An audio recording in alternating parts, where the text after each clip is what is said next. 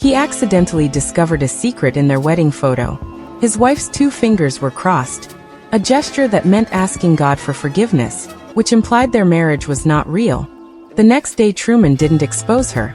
Instead he acted as usual because he wanted to see what this woman who had lived with him for so many years was really hiding. When she left for work, Truman told her he would cross his fingers to wish her luck. She froze for a second, then smiled and hurried away, curious. He followed her to the hospital where she worked. A nurse tried to block him, so Truman pretended to leave but quickly turned back. Suddenly a patient in a wheelchair rushed toward him.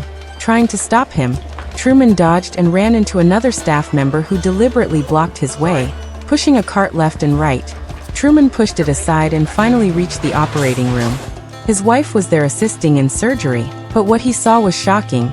The surgeon was about to cut when the patient suddenly sat up. Truman realized it was all fake, but this was only the beginning. Truman had been born inside a giant studio, a city-sized set called Sea Haven Island. 5,000 cameras filmed him 24 hours a day.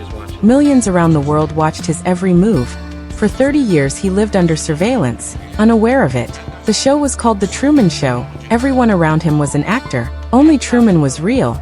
The director planted ads and products into his daily life. One morning a spotlight fell from the sky. Truman picked it up and saw it labeled serious, his first sign that something was wrong. Soon the radio explained it as debris from a plane.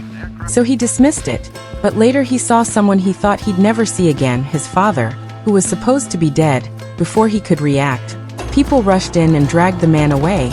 Truman tried to chase him, desperate for answers, but the crowd stopped him and the truth slipped away once again.